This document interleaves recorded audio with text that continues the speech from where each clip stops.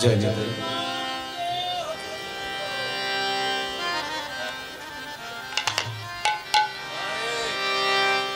किबा गौरंग बोलिते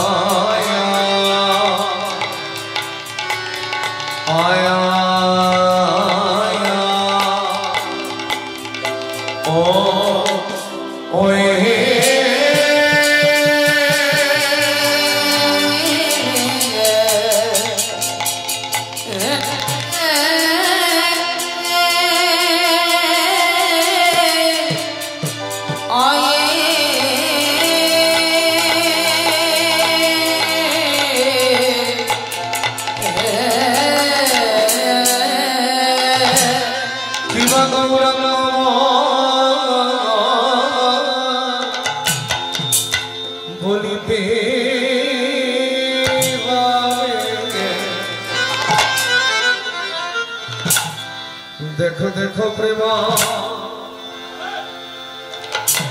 आया प्रेमाना आइए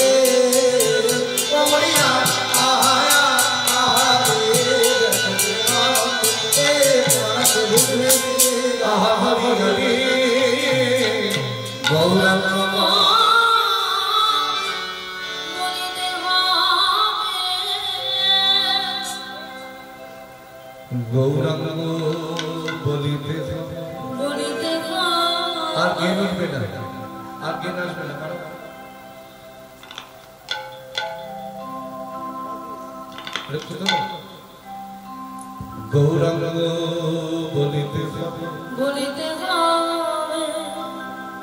फूल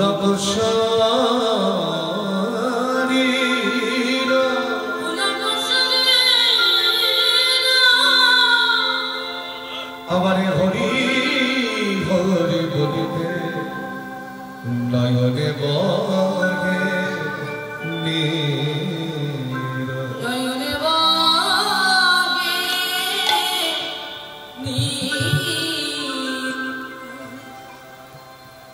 सभी लोग भक्तमंडली भक्तमती কি বলছে বৈষ্ণব পদকর্তা? গৌরাঙ্গ বলিতে হবে পুলক শরীর,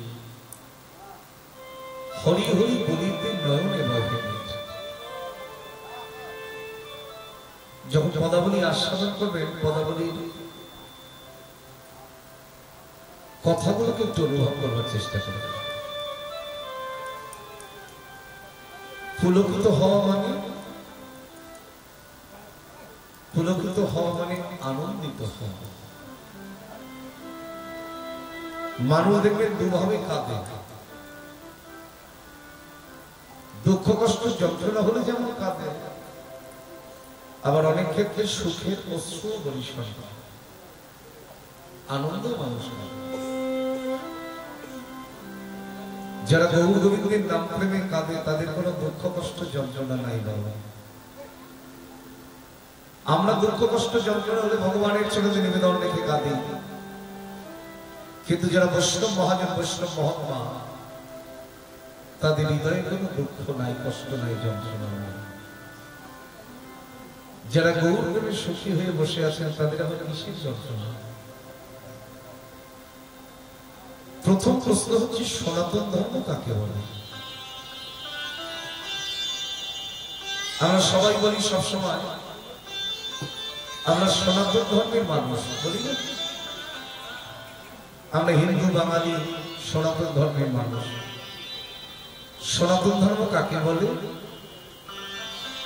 সনাতন যা চিরন্তন সত্য,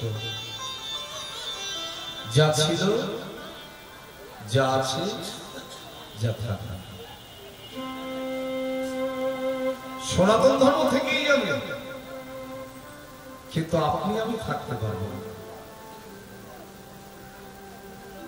মায়াময় জম্মুদ্বীপ এখানে থাকবার জন্য কেউ আসে না। একদিন না একদিন সবাইকে এখান থেকে চলে যেতে হবে, বিদায় নিতে হবে, কিন্তু সনাতন ধর্ম থেকেই যাবে। মহাপ্রভু অপ্রকট হওয়ার পরে এখানে নিতাই গৌরের মূর্তি আছে। গৌর সম্বন্ধে তোমাদের জানা বড় প্রয়োজন। আর আমার শ্রী গুরুদেব হচ্ছেন নিত্যানন্দ প্রভুর 13তম বংশধর। আমার যিনি গুরুদেব, প্রভুপাদ ছিল রতন কৃষ্ণ গোস্বামী নবদ্বীপ বলদেব মন্দির। আমার এই বাবা, উনিও বলদেব মন্দিরে যান আর কি, আমার গুরু পাঠে। এসে জিজ্ঞাসা করলেন গুরুদেব কেমন আছেন। তো যাই হোক, মহাপ্রভু অপ্রকট হওয়ার পরে, অপ্রকট মানে কি? প্রকট অপ্রকট। যখন লীলা বর্তমান থাকে তখন তাকে বলা হয় প্রকট, আর লীলা যখন সম্বরণ হয়ে যায়, অতীত হয়ে যায়, তখন তাকে বলা হয় অপ্রকট। তো মহাপ্রভু অপ্রকট হওয়ার পরে এই সনাতন ধর্ম রক্ষা করেছিলেন কারা? সনাতন ধর্মের প্রবর্তক কারা? আস্তে আস্তে এই যে ভাই জয়নিতা ইউটিউব একটু কথা কম, বাবা আমার দিকে চাইছি না, শুনতেও পাচ্ছে না। ভাই শুনতে পাচ্ছ না? মাইকে বলছি কথা কম বলবো। শুধু ইউটিউব করলে হবে না, কথাগুলো শুনতে হবে, তোমাদেরও দরকার। না হলে হিন্দু বাঙালি বলে বাইরে পরিচয় দেওয়াটা আমাদের লজ্জাজনক। সনাতন ধর্মের প্রবর্তক কারা? যারা সনাতন ধর্ম রক্ষা করেছিলেন মহাপ্রভুর অবর্তমানে, তারা কারা? এরা হলেন তিনজন ব্যক্তি। একজন যার পদাবলী আমি এই মুহূর্তে স্মরণ করছি, তিনি হচ্ছেন শ্রীল নরোত্তম দাস ঠাকুর মহাশয়। 2 নম্বর ব্যক্তি হচ্ছেন শ্রীনিবাস আচার্য, আর 3 নম্বর ব্যক্তি হচ্ছে প্রভু শ্যামানন্দ। এগুলো জানলে বলতে পারবেন। এর মধ্যে একজনই শুধু আচার্য ঘরের সন্তান, যিনি শ্রীনিবাস আচার্য, আর বাকি যে দুজন, একজনের পদবী হচ্ছে দত্ত আর একজনের পদবী হচ্ছে মন্ডল। তাহলে আপনারা নিজেরাই বিচার করুন, মহাপ্রভুর সংসারে জাতের বিচার আছে কিনা? কে মন্ডল, কে ঘোষ, কে দাস, কে মাইতি, কে জানা? মহাপ্রভুর সংসারে জাতের কোনো বিচার নেই। আমার গৌর হরির মুখাশ্রিত বাণী ছিল, জাত বলতে একটাই জাত, আমরা সবাই কৃষ্ণের সংসারে যাব। মুচি হইও সুচি হয়ে যদি কৃষ্ণ ভজে, আর সুচি হইও মুচি হয়ে যদি আমার কৃষ্ণ ভজে। আর না হলে মুসলমানের ছেলে পর্যন্ত তার বক্ষ বাজে। তিনি কে? নামাচার্য ছিল ঠাকুর হরিদাস। নিজের হাতে করে মলায়চাঁদ কাজীকে উদ্ধার করেছিলেন নবদ্বীপের মাটিতে। এখনো মায়াপুর ইস্কন মন্দির যদি দর্শন করতে যান, ওই ইস্কন মন্দির থেকে 3 কিলোমিটার দূরে মলায়চাঁদ কাজীর সমাধি দেওয়া আছে, যার পাশে এখনো জলজল করছে মহাপ্রভুর দৃষ্টান্ত স্বরূপ সেই কাঠ চাপা ফুল গাছ। গেছেন কখনো, দর্শন করেছেন? মহাপ্রভু নিজের হাতে রোপণ করেছিলেন। কাজীকে বলেছিলেন, নাম করতে করতে একদিন এই চাপা ফুল গাছের পাশে তোমার সমাধি হবে। যেদিন তুমি মৃত্যুর কোলে ঢলে পড়বে, এই চাপা ফুল গাছের পাশে তোমার সমাধি হবে। গাছে যদি কোনোদিন পাতা নাও থাকে, একটি করে ফুল ফুটবেই ফুটবে তোমাকে শ্রদ্ধা জ্ঞাপন করবার জন্য। তিনি চাইলে কি না পারেন, অথচ আমরা গৌর চিনতে পারি না, এটা আমাদের দুর্ভাগ্য। আমরা নিতাই চিনতে পারি না, এটা আমাদের দুর্ভাগ্য। আমার বিষয়টা কি জানেন? আমি কীর্তনে কোনোদিন আর কথা বলি না। যারা আজকে আমাকে প্রথম দেখছেন, প্রথম থেকে শেষ পর্যন্ত শুনবেন, বৈষ্ণব শাস্ত্র ছাড়া কোনো আর কথাই আমি কীর্তনে বলি না। এই বলে শেষ করা যায় না। এখনো সেই গাছ দেখলে মনে হবে 539 বছর হলো মহাপ্রভুর আবির্ভাব। এখনো ওই গাছ দেখলে মনে হবে যেন 10 বছর আগেকার গাছ। সেই গাছে আজও ফুল ফোটে, আজও কাজীর সমাধির উপরে ঝরে পড়ে। হিন্দু মুসলমান সবাই কাজী সাহেবকে প্রণাম জানায়। এটা কার করুণায়, কার অবদান? আমার শ্রীকৃষ্ণ চৈতন্য মহাপ্রভুর অবদান। তো গৌর হরির সংসারে জাতের কোন বিচার না। নরোত্তম দাস ঠাকুর, ঠাকুর মশাই আমরা কাকে বলি সাধারণত? বলো, এই তো বসে আছেন একজন মন্দিরের সেবাই, যে ব্রাহ্মণ বিভিন্ন দেবদেবীর পূজা করেন তাকে বলি ঠাকুর মশাই। আবার ব্রাহ্মণ হলেই হবে না, অনেকে হয়তো পূজাই করে না, জাতিতে ব্রাহ্মণ কিন্তু পূজা করেন না। তার মানে পুলিশের পোশাক ছাড়া যদি রাস্তায় কেউ দাঁড়িয়ে থাকে, আপনি বুঝতে পারবেন না সাধারণ মানুষ আর পুলিশ করবে। যখন সে পুলিশের পোশাক পরে দাঁড়াবে, তখন বোঝা যাবে পুলিশ রাস্তায় দাঁড়িয়ে আছে। ঠিক তদ্রূপ ব্রাহ্মণ হলেই হবে না, যদি ব্রাহ্মণের কাজ সে না করে, তাকে কখনো ঠাকুর মশাই আখ্যা দেওয়া হয় না। অথচ নরোত্তম দাস ঠাকুর তিনি ব্রাহ্মণের ছেলেই নন। আমার খুব ভালো লাগলো যে বাবা নরোত্তমের কথা জানতে চাইলেন। আহা, বৈষ্ণব জগতের চূড়ামণি, বৈষ্ণব জগতের নক্ষত্র নরোত্তম, নরের মধ্যে যিনি উত্তম। নর মানে মানুষ, মানুষের মধ্যে যিনি শ্রেষ্ঠ, তার নামই হলো নরোত্তম। মহাপ্রভুর করুণায় যার জগতে আবির্ভাব হয়েছিল, তখন দেশ ভাগ হয়নি। মুর্শিদাবাদ, মালদা এগুলো বাংলাদেশের মধ্যে ছিল, তখন দেশ ভাগ হয়নি, ভারত বাংলাদেশ ভাগ হয়নি। আর ওই বাংলাদেশের রাজশাহী জেলা, সেই রাজশাহী জেলার রাজা কৃষ্ণনন্দ দত্তের পুত্র নরোত্তম দাস ঠাকুরের বাবার নাম ছিল কৃষ্ণানন্দ দত্ত, আর মায়ের নাম ছিল নারায়ণী দেবী। দত্ত পরিবারের সন্তান। আপনারা কোনদিন শুনেছেন দত্ত পদবী ব্রাহ্মণ হয়? অথচ তাকে বৈষ্ণব জগৎ ঠাকুর মশাই আখ্যা দেন। কারণটা কি জানো? ইহ জগতের ব্রাহ্মণেরা দেবদেবীর পূজা করে, আর ওই দেবদেবীরা যার চরণের উপাসক। আমাদের তো অনেক দেবদেবী, কিন্তু দেবদেবীদের একজন। আমরা সবাইকে খুশি করি, কিন্তু তারাও তো একজনকে খুশি করবার জন্য বসে আছে। আপনি যার পূজাই করুন না কেন, লক্ষ্মী, সরস্বতী, কার্তিক, গণেশ, মহাদেব, কালী, দুর্গা, যারই পূজা করুন না কেন, এই যে পুষ্পাঞ্জলি দেওয়া হয়, তারা কিন্তু সরাসরি আমরা চরণে দেই, কিন্তু তারা গ্রহণ করে না। বলে ওরা আমাদের কাছে জমা দিয়েছে, এটা আমরা এক জায়গায় করে গৌর গোবিন্দ চরণে পৌঁছে। কারণ জগতে সবার সবকিছু আছে, আমাদের তো একটা তিনি আছেন। সেই নিতাই গৌরের চরণের উপাসক ছিলেন নরোত্তম দাস ঠাকুর মহাশয়। একটা কথা মাথায় রাখবেন, এই তিনজন ব্যক্তি আমার তিনজনের ভাবাবেশ অবতার। কে কার ভাবাবেশ অবতার?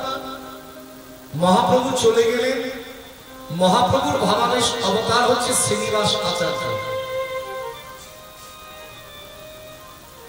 তিনি কোথায় থাকতেন? পূর্ব বর্ধমান জেলার কাটোয়ার জাজি গ্রামে তার নিবাস। এখনো গেলে পাবেন শ্রীনিবাস আচার্যের সেই মন্দির, সেই সেবিত বিগ্রহ, যাকে বলা হতো মহাপ্রভুর দ্বিতীয় কলেবর। নিত্যানন্দ প্রভুর ভাবস্বরূপ হলেন ছিল নরোত্তম দাস ঠাকুর মহাশয়, আর অদ্বৈতাচার্য প্রভুর ভাবস্বরূপ হলেন আপনাদের মেদিনীপুর জেলারই ছেলে, ধারেন্দ্র বাহাদুরপুর গ্রামে যার জন্ম, দুঃখী কৃষ্ণ দাস, পরবর্তীকালে যার নাম হলো শ্যামানন্দ। এই তিনজন ব্যক্তি যদি না থাকতো, মেদিনীপুর জেলাটা কিন্তু ধর্ম জেলা, গৌরমন্ডলের মধ্যে পড়ে যায়। যেমন তেমন বিষয় নয় মেদিনীপুর জেলা, যেখানে শ্যামানন্দ প্রভু সনাতন ধর্মের প্রবর্তক, তার আবির্ভাব হলো। আর সবচেয়ে বড় উদাহরণ, ঈশ্বরচন্দ্র বিদ্যাসাগর যে জেলার মানুষ, সেখানে মানুষ যদি কীর্তন অনুভব না করতে পারে, এর চাইতে দুর্ভাগ্যের কিছু হবে না। আপনারা নষ্ট হতে দেবেন না, প্রেমটা ধরে রাখুন। বিনা প্রেম সে নাহি মিলে বুঝের বজেন্দ্র নন্দ। আপনার কাছে সব আছে, টাকা আছে, পয়সা আছে, ধন আছে, ঐশ্বর্য আছে, কিন্তু আপনার কাছে যদি কৃষ্ণ প্রেম না থাকে, আপনার তো ভিখারি জগতের কেউ। যে কৃষ্ণ বলে কাঁদে না, তার মুখপানে আমার গৌরী কখনো চাইতে। সে যদি ব্রাহ্মণের ছেলে হয়, তবুও তার বদপানে চাইতে। যার মুখে ভাই হরি কথা নাই, তার কাছে তুমি যেও না। যার মুখ দেখি ভুলে যাবে হরি, তার মুখ পানে চেয়েও না। যে কৃষ্ণ বহির্মুখ, যার মুখ দেখলে কৃষ্ণ নাম ভুলে যেতে হয়, সে যদি ব্রাহ্মণের ছেলে হয়, তবুও তার বদপানে আমার গৌর হরি চাইতে। তাই মাগো, তোমরা কৃষ্ণ প্রেমটাকে ধরে রেখো। দেখবে এই প্রেমে তুমি তার কাছে ঠিক পৌঁছে যাবে, কিচ্ছু দরকার হবে না। আজকে নরোত্তম দাস ঠাকুর মহাশয়, যিনি গৌর প্রেমের আনন্দের সুখে পাগল। গৌর প্রেমের আনন্দ আপনার তখনই অনুভব হবে যখন নিতাই চাঁদের করুণার বাতাস আপনার অঙ্গে লাগবে। তাই চাইছেন তিনি, এটা হচ্ছে বড় ব্যাপার। যারা পেয়েছেন তারা বলছে আমরা কিছু পাইনি, যাদের হয়েছে তারা বলছে কিছু হলো না, আর আমরা কিছুই পারলাম না, আমরা মনে মনে চিন্তা করি আমরা সব পেয়ে বসে আছি। ভজনই শিখতে পারলাম না, ভজনের ঘরেও যেতে পারলাম না। কীর্তনটা কি জিনিস? কীর্তনটা যে সেবার অঙ্গ, সেটাই আমরা কীর্তনীয়রা ভুলে যেতে বসেছি। যে কীর্তন গায় সেও সেবা করতে আসে, যারা শুনতে আসে তারাও সেবা করতে আসে। এই জন্য গোবিন্দ দাসজি লিখে গেলেন, শ্রবণ কীর্তন শরণ বন্দন পাদ সেবন দাসরে পূজন সখীগণ আত্মনিবেদন গোবিন্দ দাস অভিলাষে। আপনারা শ্রবণ করছেন, এটা আপনাদের সেবা। ভগবানকে জল মিষ্টি ফুল ফল দিলে যেমন সেবা হয়, ভগবানের নাম যদি কর্ণকুট পাত্র দিয়ে কেউ হৃদয় মাঝে প্রবেশ করায়, সেটাও তার সেবা।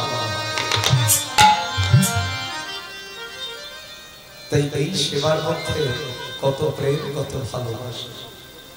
নরোত্তম দাস ঠাকুর মহাশয়, যিনি নিতাই গৌরের করুণা নিয়ে বসে আছেন, গৌরহরি জিজ্ঞাসা করছো, নরোত্তম তুমি যে বলছো আর কবে নিতাই চাঁদ করুণা করিবে, তুমি কি নিতাই চাঁদের করুণা পাওনি? দয়াময়, আমি যদি বলি আমি পেয়েছি, সেই অহংকারে যদি আমি হারিয়ে ফেলি, আমি যদি বলি আমি গৌর প্রেম পেয়েছি, নিতাইয়ের প্রেম পেয়েছি, আমি বললে যদি হারিয়ে যায়, তার থেকে আমি বলেই যাব আমি ভিখারি, যাতে ওই প্রেমটাকে বুকের মধ্যে করে আমি ধনী হতে পারি। আর কবে নিতাই চাঁদ করুণা করিবে,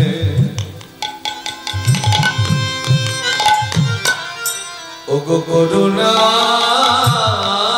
করিবে, করুণা করিবে,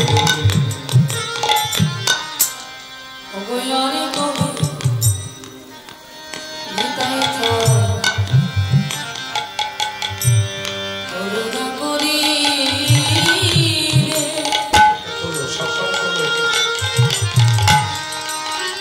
ওগো করুণা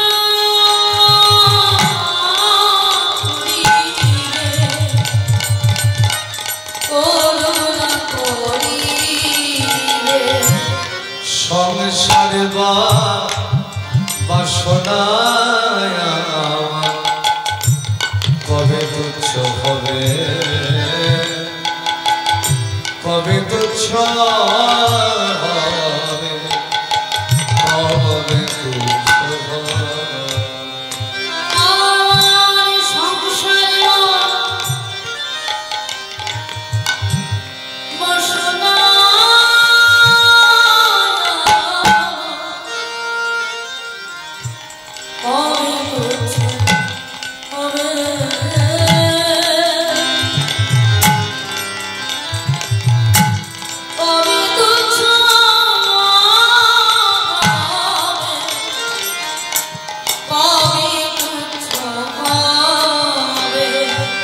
বিষয় ছাড়িয়া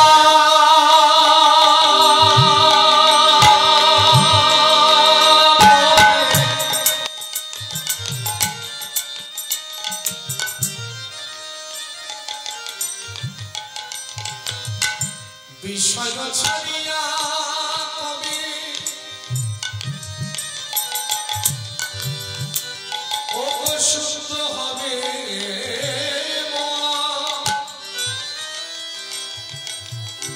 কবি আমি হেরি বসে মধুর বৃন্দাবন, আমার কবি আমি হেরি বসে,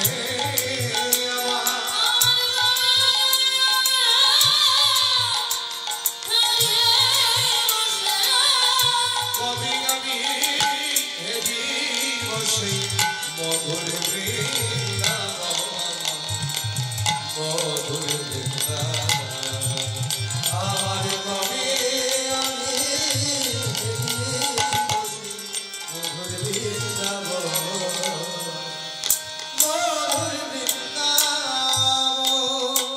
যুগল মূরতি আমারই দর্শন হবে,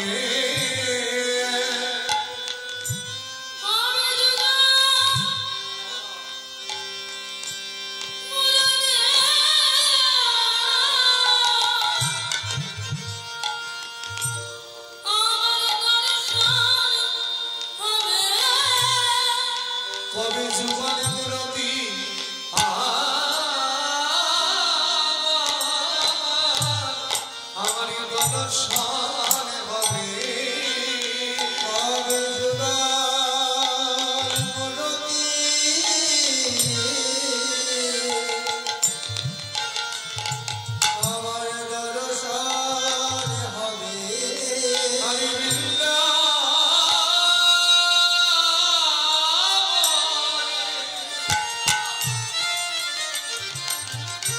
বৃন্দাবনে কে দেবে রাম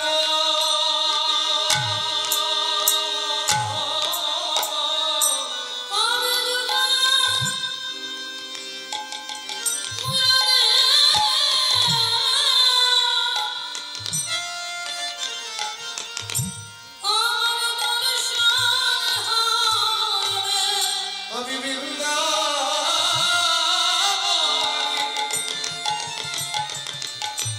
বৃন্দাবনে কে দেবে রাম মুখে যাই রাধে শ্রী রাধে বলিব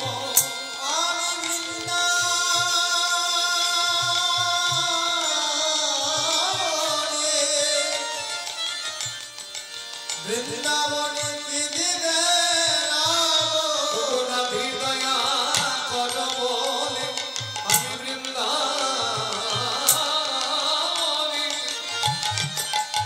কে দেবে রাম রাধে দয়া করো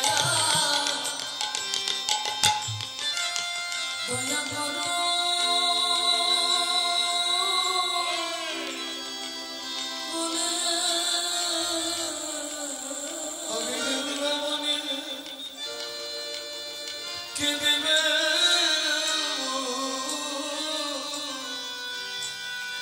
রাধে দয়া দয়া কর আমি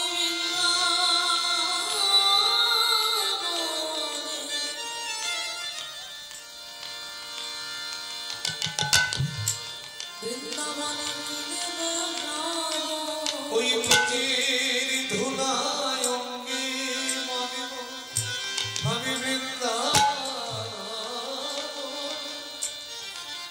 বৃন্দাবনে কে দেবে ওই প্রতির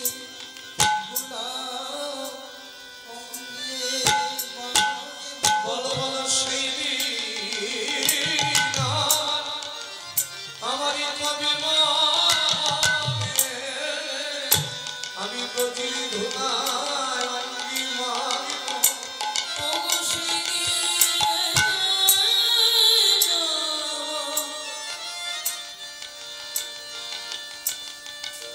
বলো কবে মা হবে আমি প্রতির ধুলায় অঙ্গি মারিব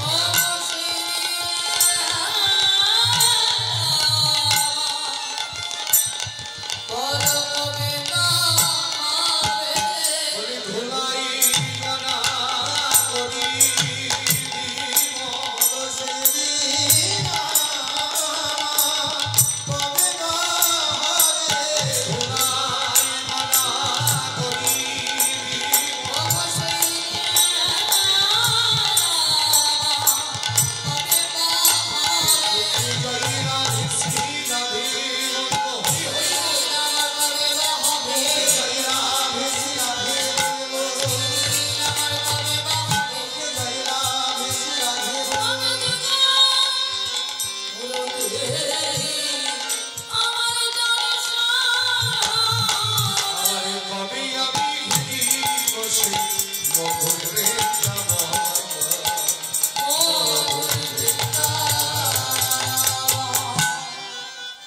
কি সুন্দর করে লিখেছে দেখুন গৌরাঙ্গ বলিতে হবে পুনঃ শরীর হরি হরি বলিতে নয়নে নয়নে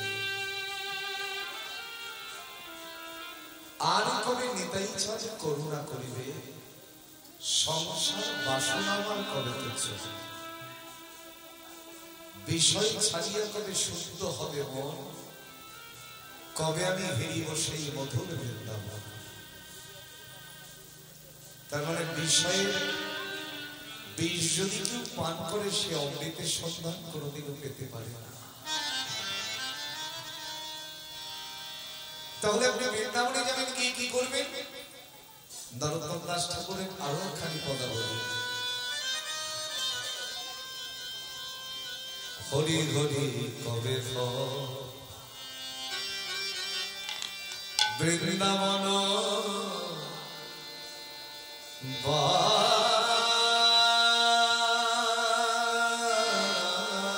বাসী।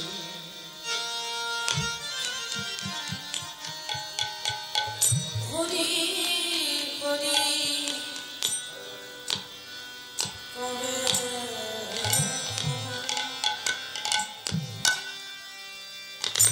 আমি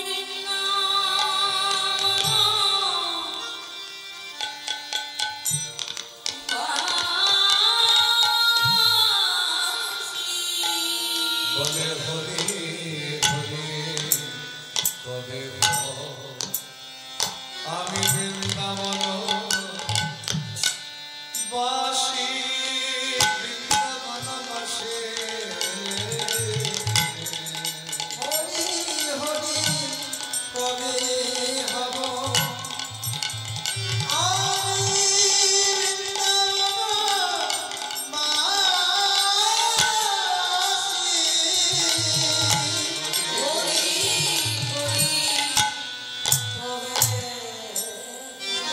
বৃন্দাবনে গিয়ে কি করবো মনের আশা কি নিরখিব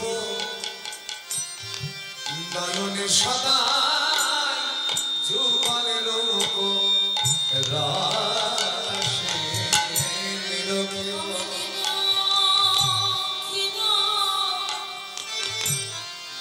লেডিসটা আউটে দাও, আউটে দাও।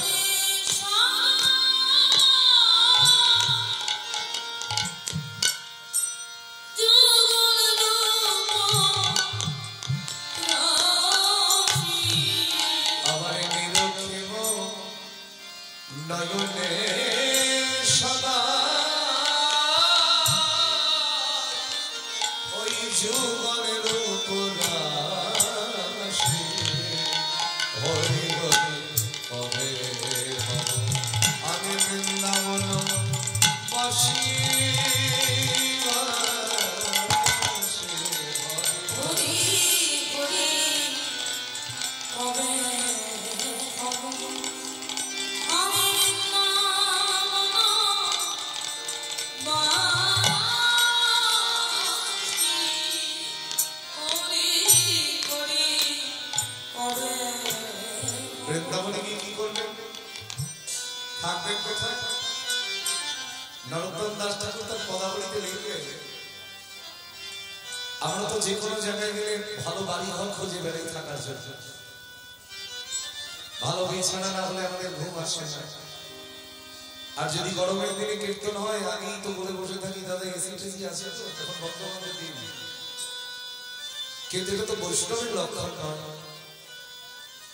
এটা তো ভক্তের লক্ষণ নয়। নরোত্তম দাস ঠাকুর তার পদাবলীতে লিখলেন আমি কোথায় শয়ন করবো জানো? তেজিয়া শয়ন সুখ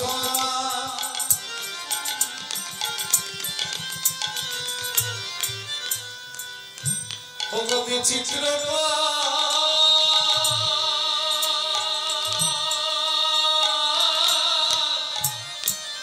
পালক আমারে কবে ব্রজে ভোলাই তুষার হবে মোর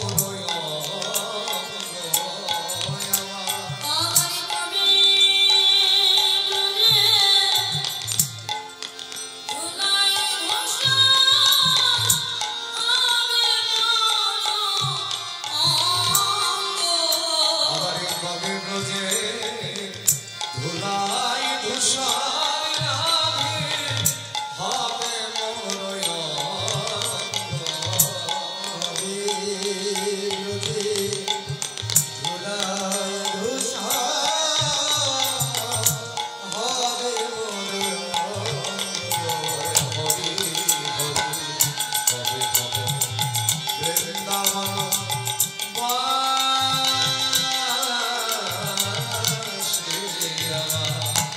হরি হরি কবে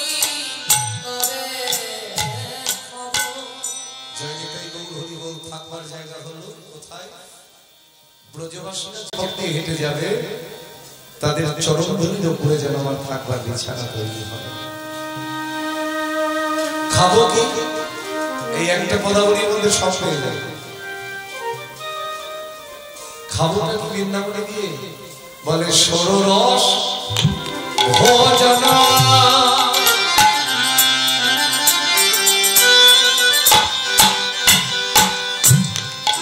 রাধে গো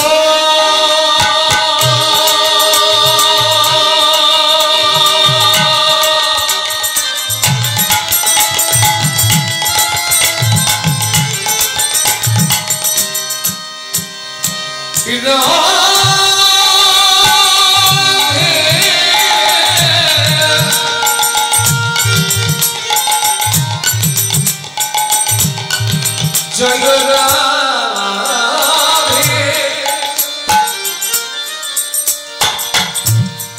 জয় রাধে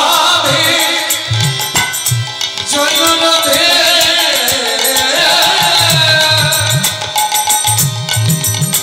জয় জয় রাধে সররস ভজন তুলে করি হরি কবে ব্রজে মাহিয়া খাইব মাধব আমি কবে ব্রজে মাগিয়া খাইব মাধব বলে হরি হরি কবে খাব বৃন্দাবন হরি হরি হরি কবে খাবো। থাকবার জায়গা হলো, খাবার চিন্তা হইল। যে বৈষ্ণব হয় জাগতিক জগতের ভালো ভালো, আমরা যাকে ভালো খাবার বলি আদৌ খাবার। আমরা অনেক সময় বলি না, বিয়ে বাড়িতে গেলি ভালো মন্দ খেয়ে এলি বুঝি, ওটা কি ভালো মন্দ? যে খাবার ভগবান গ্রহণ করে না সেটা আবার ভালো খাবার হয় কি করে?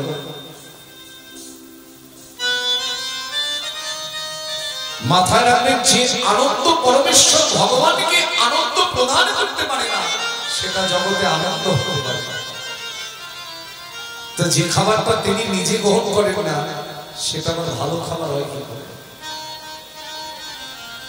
তাই বলেন সরল ভোজন দূরে পড়ি হরি কবে ব্রজে মাগিয়া খাইব মাথা করি।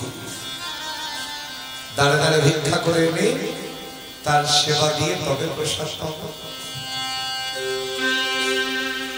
এটাই তো তৃপ্তি, এটাই তো আনন্দ। আর 84 বৃন্দাবন এক ক্রোশ মানে 3 কিলোমিটার। এক ক্রোশ মানে হচ্ছে 3 কিলোমিটার। তাহলে 84 বৃন্দাবন কত কিলোমিটার হবে? 84 কে 3 দিয়ে গুণ করুন, কত কিলোমিটার হবে? 252 কিলোমিটার। বৃন্দাবনে আজকের দিনে দাঁড়িয়েও এমন এমন সাধু আছে, বৈষ্ণব আছে, ভক্ত আছে যারা পায়ে হেঁটে ওই 84 ক্রোশ পরিক্রমা করে। আর আপনি যদি সেটা নাও পারেন, আপনাকে ন্যূনতম পঞ্চকোশী আর সপ্তকোশী এই দুটো পরিক্রমা দিতে হবে। বোঝাতে গেলে এই নিয়মগুলো জেনে যাওয়া ভালো। আমি কালকের আসরেও বলছিলাম, বৃন্দাবন টুরের জায়গা নয়, টুরিস্ট জায়গা নয়। সেক্ষেত্রে পরিধান টুরিস্ট জায়গা নয়, নবদ্বীপ টুরিস্ট জায়গা নয়। আমরা পরিধানটাকে তো টুরিস্ট জায়গা তৈরি করে ফেলেছি, এটা তো আমাদের দুর্ভাগ্য। সমুদ্রে ঝাপাঝাপি আর হোটেল ভাড়া করে ছাই ছাতা খাওয়া, নেতাই গৌর হরি বল, এটার জন্য পরিণাম। বাসুদেব ঘোষ কহে কর জুড়ি দুই হাত, যেই কৃষ্ণ সেই গৌর সেই জগন্নাথ। তাহলে যেই কৃষ্ণ সেই গৌর সেই যদি জগন্নাথ হয়, নবদ্বীপ বৃন্দাবন আর পুরীর মধ্যে কখনো তফাৎ থাকে না? কীর্তন কেন শুনবেন? অনুরাগের চেতনা না হলে কীর্তন শোনা যায় না। কীর্তন হৃদয়ঙ্গম করতে গেলেও মনটাকে তার চরণের প্রতি রাখতে হবে। পুরীধামে আমরা যাই কি কি দর্শন করতে, আমি আসবো সে কথায় পড়ে। তো এই যে বৃন্দাবন, বৃন্দাবন যদি কেউ ভাবে আমি ট্যুর করতে যাবো, জীবনে অনুভব হবে। আর যদি কেউ চিন্তা করে আমি নিত্য নিত্য তার লীলাভূমি দর্শন করতে যাব, তবে দেখবেন হৃদয়ে অনুরাগ আসবে, আপনার চোখের সামনে ভেসে আসবে আজও সেই নিধুবনে নিত্য নিত্য লীলা হচ্ছে। অত্যপীয় সেই লীলা করেন গোরারায়, কোন কোন ভাগ্যবান ভাগ্যবতী তাহা দেখিবারে না। কোন কোন ভাগ্যবান, সকলের ভাগ্যে হয় না, কারণ নয়নই তো নাই, দেখবে কোথা থেকে। অনেকেই চিন্তা করছেন কীর্তনিয়া বাবা বললেন নয়ন নাকি নাই, তাহলে এলাম কেমন করে? আমি তো এলাম 350 কিলোমিটার রাস্তা, নয়ন আছে বলেই তো আসতে পারলাম। কিন্তু এই নয়ন দিয়ে এই জাগতিক জগতের জায়গায় আসা যাবে, পরমার্থিক জগতের জায়গায় কখনো এই নয়ন নিয়ে যাওয়া যায়। এই নয়ন সেদিনই পরিস্ফুটিত হবে, বাহ্যিক জগতের নয়ন যদি আপনার অভ্যন্তরীণ জগতের নয়নের দ্বার পরিস্ফুটিত হবে, সেদিনই আপনি বাইরের নয়নের তাকে দেখতে পাবেন। তার আগে তার বৃন্দাবন হচ্ছে যদি কেউ অনুরাগ নিয়ে যায় তবেই তার দর্শন হবে, না হলে হবে না। তার সপ্তকোশী গিরি, সেটা হচ্ছে গিরিরাজ পরিক্রমা, গিরি গোবর্ধন। সপ্তকোশী মানে 321 কিলোমিটার পথ, আর যদি রাধাকুণ্ড থেকে ধরা হয় আর একটু বেড়ে যাবে। আর পঞ্চকোশী হচ্ছে যেটা বৃন্দাবনের মধ্যে কেশিঘাট থেকে পরিক্রমা হয়, এটাই হরি হরি। তাই বলে পরিক্রমা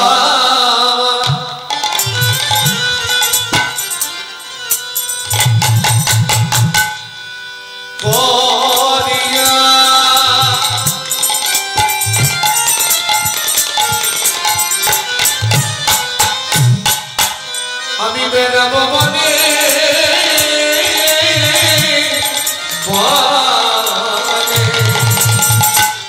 তালে বনে তমালে বন নিধু বনে নিকুঞ্জ বনে কেশিধারে বংশী রাধে গো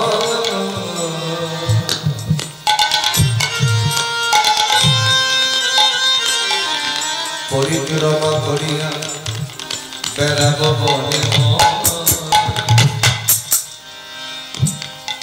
আর বিশ্রাম করিব যাইয়া যমুনা তীরে।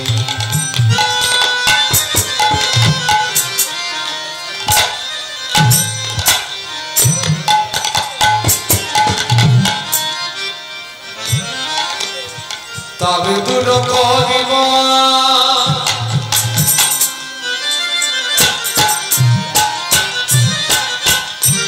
কথাগুলি বুঝে নিয়ে।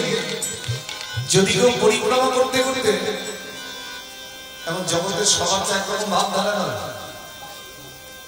কেউ চিন্তা করেন সুযোগ পেলে এবার দীঘা যাবো, আপনাদের কাছে খুব কাছে, আপনাদের যেতে ইচ্ছা করবে না, কিন্তু আমার ওখান থেকে সবাই চলতে চলতে একটু সময় পেলে যাই একটু দীঘা ঘুরে আসে। এখন পয়সা যদি বেশি হয় অনেকে ট্যুর করবার বিষয় আছে, যাই একটু দার্জিলিং ঘুরে আসে, গ্যাংটক ঘুরে আসে, সিকিম যাই, কাশ্মীরে যাই, আবার দেশের বাইরে যাই, এটাই বলবেন। কিন্তু সাধু কি যাবে? সাধু কি যাবে? আপনি যাবেন দীঘা? হ্যাঁ, যদিও বা যান, আমার শ্রী গুরুদেব যেমন আমার গুরুমা ভাই বোনেদের নিয়ে একবার এসেছিলেন, ওদের আবদার রক্ষা করবার জন্য ওই সমুদ্রে স্নান করে নিজেরা মাইক্রোওয়েভ সঙ্গে করে নিয়ে এসেছে, তারপরে কি বলে রাইস কুকার সঙ্গে করে নিয়ে এসেছে, নিজেরা ওখানে রান্না টান্না করে নিজেরা সেবা নিয়ে চলে গেছে। ওই একবারই ঠিক, কিন্তু বারবার কি আপনার মন চাইছে? তাহলে এখন মন চাইতে পারে পাশে জগন্নাথ মন্দির হচ্ছে, আর না হলে দীঘার মাধুর্য ছিল না, ভাষারই জায়গা। ওখানে কখনো সাধু যাবে? যাবে না। তা সাধু কোথায় যাবে? সাধু মনে মনে চিন্তা করে সুযোগ পেলেই যদি একবার নবদ্বীপে যাওয়া যায়, সুযোগ পেলেই যদি একবার পুরীতে যাওয়া যায়, সুযোগ পেলেই যদি একবার বৃন্দাবন যাওয়া যায়। তো এই যে 84 কোটি বৃন্দাবন এই পরিক্রমা করতে করতে যদি কারোর দেহের মধ্যে তাপের সঞ্চার হয়, আর তাপের সঞ্চার হলে কি হয়? ঘামের সঞ্চার হয়। সেখানেও পদাবলীতে লিখলেন তাপ দূর করিব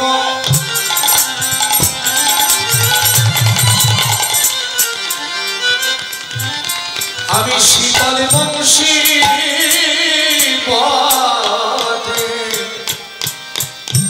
কবে খাম বৈঠব আমি বৈষ্ণব নিকটে ওরে কবে ওই খবলা বৈষ্ণবী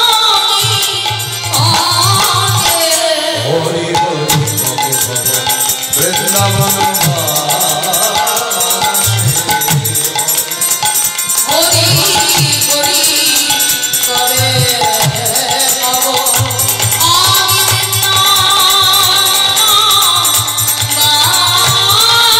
বাসি হরি হরি কবে কব নরোত্তম দর্শক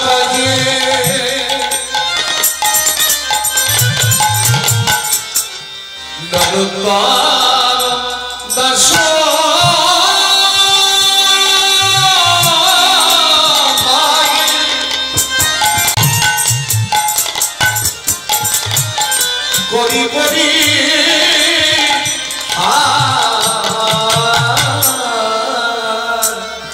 কবে ভয়ে মন দশা হইবে আমার বলি কবে মায়া এমন আশা হইবে আমার হরি হরি হরি হরি তাই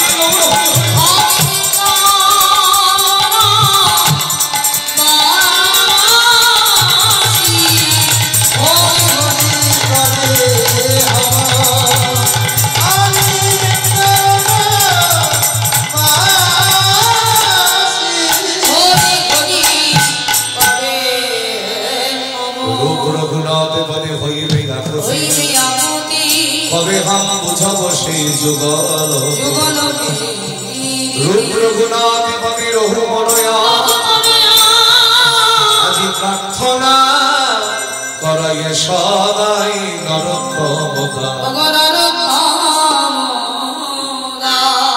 একসঙ্গে দুটো পদাবলী গাইলেন নরোত্তম দাস ঠাকুর। প্রেম সে বলো শ্রীকৃষ্ণ চৈতন্য মহাপ্রভু কি হাত উঠেছে, মুখ কিন্তু নড়েনি। যত জোরে জয়ধ্বনি দেবে মন্দিরেই বসে আছেন তিনি, শুনতে পেলে তবেই তো তোমার কাছে ছুটে আসবেন। আমরা জগতের সকলের নামেই জয়ধ্বনি দেই। আর পূর্ব মেদিনীপুর রাজনীতির খুব জায়গা, পশ্চিম মেদিনীপুর রাজনীতির খুব জায়গা, সবই তো পেপারে দেখা যায়, নিউজ চ্যানেলে দেখা যায়। তো তখন যদি রাজনৈতিক নেতা নেত্রীদের নামে এত জোরে জয়ধ্বনি দিতে পারো, যিনি জগতে আমাদের সকলের নেতা তার নামে জয়ধ্বনি দেবে না? হ্যাঁ, এখানে নাও কাজ আছে, ওখানে দিলে কাজ নাই। স্বার্থ পুরালে কেউ তোমার কাছে আসবে না। তাই সবাই মিলে একবার প্রেম সে জোর সে বলো শ্রীকৃষ্ণ চৈতন্য মহাপ্রভু কি। এই মেডিসিন না দিলে বেরোবে। জগৎগুরু শ্রীপাদ অবধূত নিত্যানন্দ প্রভু কি। বলো ঠাকুর না ঠাকুর আমার শ্রী অদ্বৈতাচার্য প্রভু কি। বলো রাধারানীর ভাবস্বরূপ গদাধর পণ্ডিত কি, শ্রীবাস পণ্ডিত কি, শ্রীমতী প্রেমময়ী রাধা ঠাকুরানী কি, অনাদিরাদি গোবিন্দ কি, জগন্নাথ বলরাম সুভদ্রা মাতা কি, আপন আপন গুরু মহারাজ কি, অনন্ত কোটি সাধুগুরু বৈষ্ণব ভক্ত মন্ডলী কি, হরিনাম সংকীর্তন কি, উৎসবের কমিটি কি, কমিটির সদস্য ভক্তবৃন্দ কি, পাড়া প্রতিবেশী কি, গৃহস্থের মঙ্গল কি, নবদ্বীপ ধামে কি শ্রীক্ষেত্রপুরী ধামে কি বৃন্দাবন ধামে কি নিতাই গৌর হরি হরি। লীলায় প্রবেশ করবার মুখে আমার সেই বাবা এসেছে বোঝের বাঁকা শুনতে চাইলে। জয় জয়। আপনার দুটো পদাবলী গাইলাম নরোত্তম ঠাকুরের, জয় জয়। তা আমরা লীলায় প্রবেশ করব, এটাও একটা পদাবলী, এটা গান নয়, সুরটা হয়তো গানের মতো লাগে। এসেছে ব্রজের বাঁকা,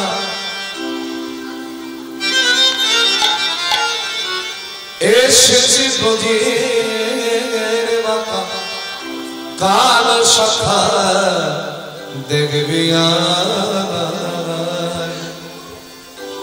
আমাদের মদিনায়। সবাই মিলে এসেছে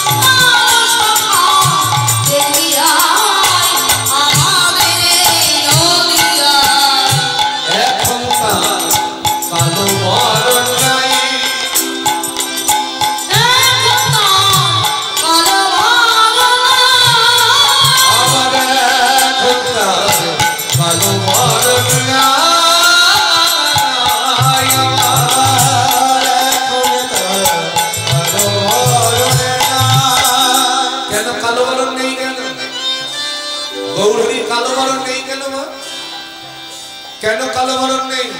বলে রাই অঙ্গে অঙ্গ ঢেকে কবর হলেন দান, রাই অঙ্গে অঙ্গ ঢেকে কবর হলেন দান, রাই অঙ্গে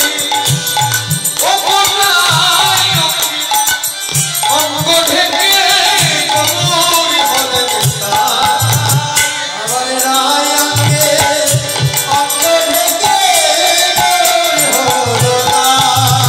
নানা দেখলি নানি চাই না আছে না,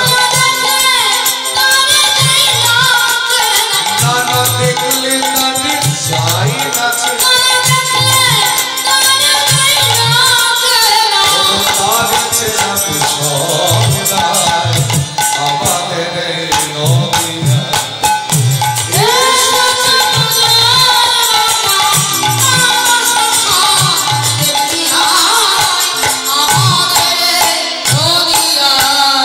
প্রেমরিনে হৃদি হয়েছে আর মরিলে হয়েছে, আমার প্রেমরিনে হৃদি হয়েছে,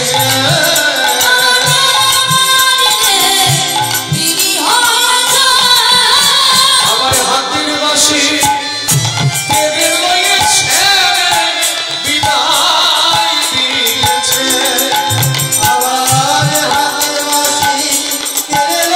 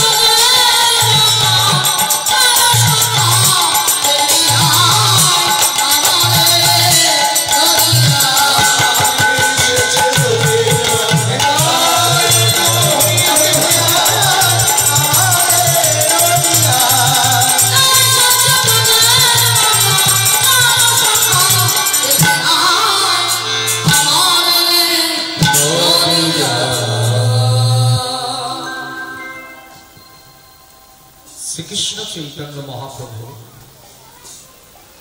নীলাচলের পথে অগ্রসর হয়েছে। নীলাচল বলতে পুরীধাম জগন্নাথ ধাম। রাস্তাটা কোনটা? আপনার বাড়ির পাশে যে পথে আজকে আমি এলাম, এই যে বেলদার রাস্তা, এটাই তো পথ পুরীতে যাওয়া। তাহলে আপনারা কত ভাগ্যবান দেখতে পাচ্ছেন। মহাপ্রভু কত বছর বয়স পর্যন্ত লীলা করেছেন? আমার কাছে এই ভাই বলছে, দাদা আপনার ওই তিলক একটা দিয়ে যাবেন। তাই বললাম, তুমি যে তিলকটা নেবে,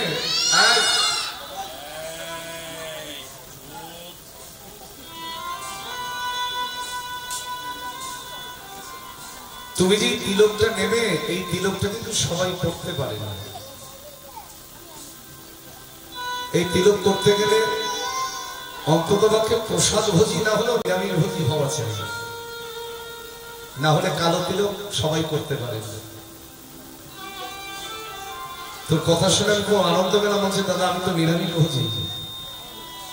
আমি তাহলে যাওয়ার সময় দেখছি তিলক আমার কাছে আছে কিনা, তাহলে দেবো।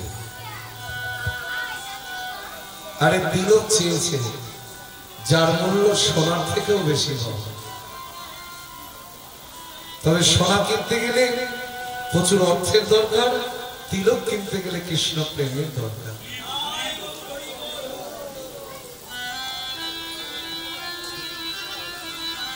এখানে অনেকেই বৈষ্ণব ঘরের সন্তান আছেন। মহাপ্রভুর কথা শুনতে তাদের তো ভালো লাগবেই। আর কমিটির ব্যবহারটাও অতুলনীয়। আমি আসার পর থেকে যতটুকু কথা হয়েছে, সুশিক্ষিত সুভদ্র মানুষের সঙ্গে কথা বললে তো বোঝা যায় বাবা, কারণ এখন তো ভদ্রতাটাই নষ্ট হয়ে যাচ্ছে। তো যে কথা বলছিলাম, মহাপ্রভু 48 বছর বয়স পর্যন্ত লীলা করেছেন। তার মধ্যে নবদ্বীপে 24 বছর। 24 বছর লীলা করবার পরে সন্ন্যাসী হয়ে গেল। তার মানে নবদ্বীপ লীলা শেষ। তারপরে আরো 24 বছর মহাপ্রভু লীলা করেছেন। তার মধ্যে 12 বছর প্রভু ছিলেন গম্ভীরা। এই যে মা মন দিয়ে শোনো, এগুলো শোনো, কাজ আছে। 12 বছর প্রভু ছিলেন গম্ভীরা। এখানে একটা যুক্তি তর্কের ব্যাপার আছে। কোন কোন গ্রন্থ বলছে 18 বছর। এবার কোনটা সঠিক যদি আমাকে জিজ্ঞাসা করেন, আমি কিন্তু বলতে পারবো না, কারণ এক একটি গ্রন্থে এক এক রকম ভাবে রচনা হয়েছে এবং তাদের উপরের লোক আমি নই। আপনি যদি ধরেন 12 বছর 12 বছর, আপনি যদি ধরে নেন 18 বছর 18 বছর। যেমন নামাচার্য ছিল ঠাকুর হরিদাসের জন্ম নিয়ে আজকের দিনে দাঁড়িয়েও নানা মুনি নানা মত। কেউ কেউ বলেন ব্রাহ্মণ কুলে জন্ম, লালন পালন মুসলমানের ঘরে। আবার চৈতন্য ভাগবত চৈতন্য চরিতামৃত সরাসরি বলছেন যমনের ঘরে জন্ম। তাহলে কোনটা ধরবেন? আমি বাংলাদেশের হরিদাস ঠাকুরের পাটবাড়িতে কীর্তন করতে গিয়ে ওরা ওখানে ধরছে ব্রাহ্মণ কুলে জন্ম, লালন পালন মুসলমানের ঘরে। আমি ওদের বললাম, তোমাদের কথা যদি ঠিক হয় তাহলে চৈতন্য ভাগবত চৈতন্য চরিতামৃত তো মিথ্যা হয়ে যাবে। কিন্তু জগতের মহাপ্রভুকে চিনতে গেলে চৈতন্য চরিতামৃত চৈতন্য ভাগবত আর চৈতন্য মঙ্গল কাব্যের উপরে কোন গ্রন্থ নাই। এই গ্রন্থ যারা রচনা করেছেন তারা নিজেরা রচনা করেননি, স্বয়ং গৌরহরি তাদের হাত দিয়ে রচনা করিয়ে নিয়েছে। চৈতন্য চরিতামৃতের রচনা করেছিলেন শ্রীকৃষ্ণ দাস কবিরাজ গোস্বামী। চৈতন্য ভাগবতের রচনা করেছেন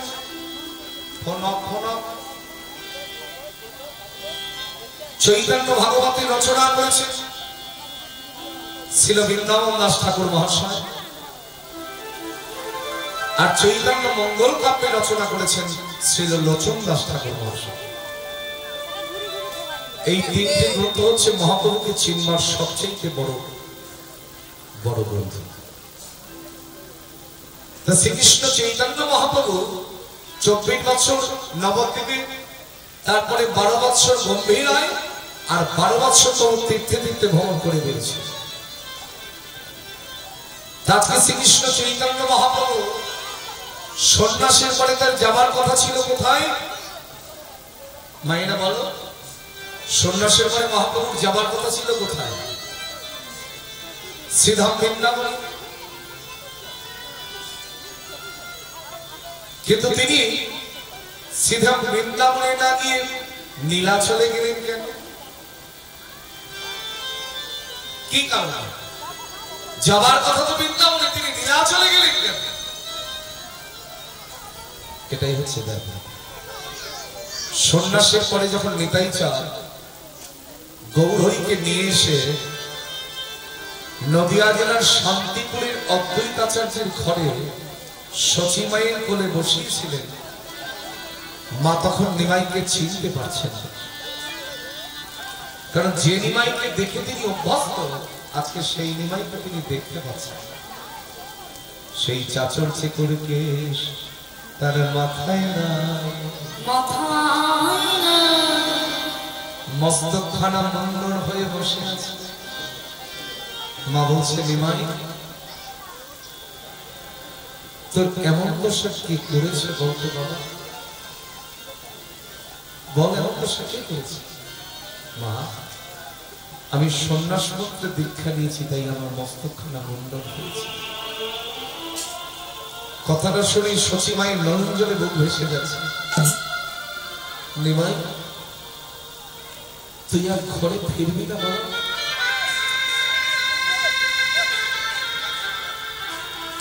বলবো তুই আর ঘরে ফিরবি না? তুই যদি চলে যাস, আগে তোর দাদাও আমাকে ছেড়ে চলে গেছে, এখন যদি তুইও আমাকে ছেড়ে চলে যাস, আমাকে কি মা বলে ডাকবে বাবা?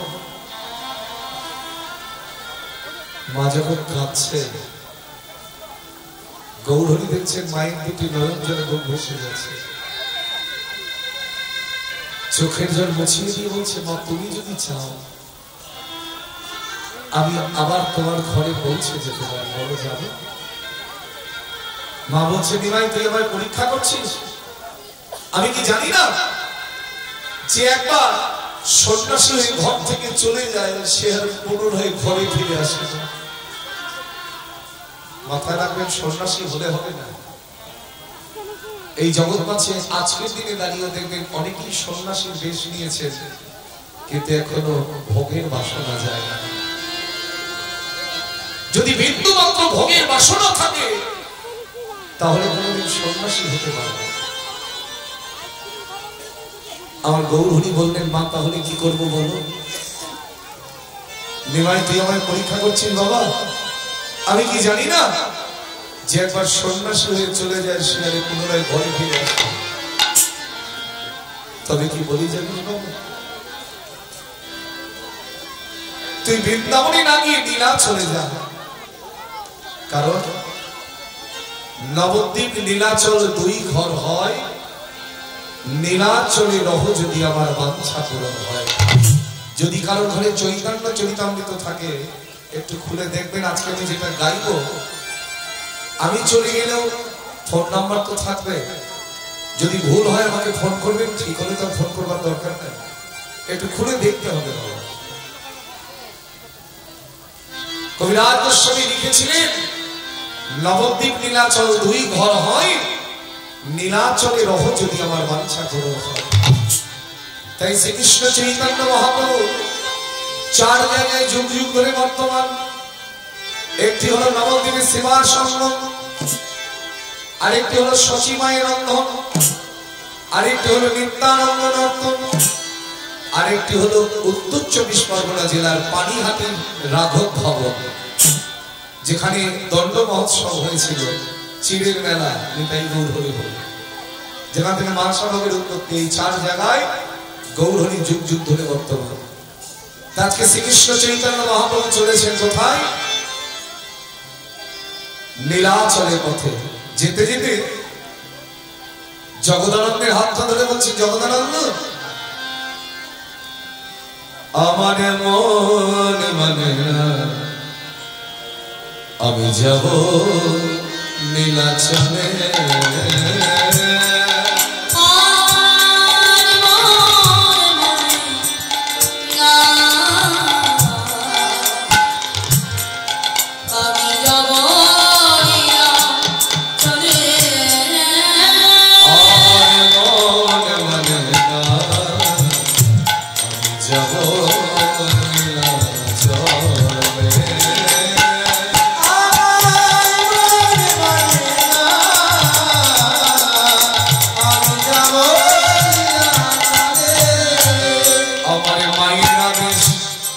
নিজের মনে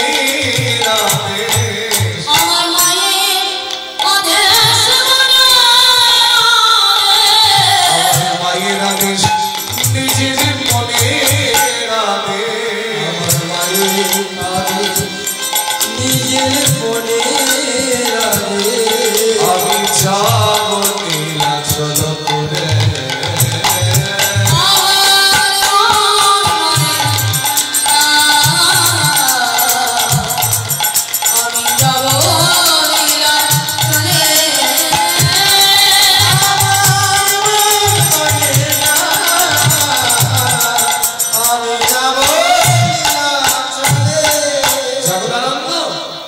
কত দূর নীলাচল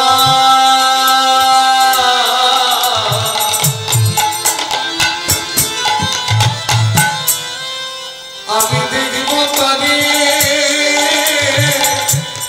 আমি দেখব তারে জগন্নাথ, এর জগন্নাথ সা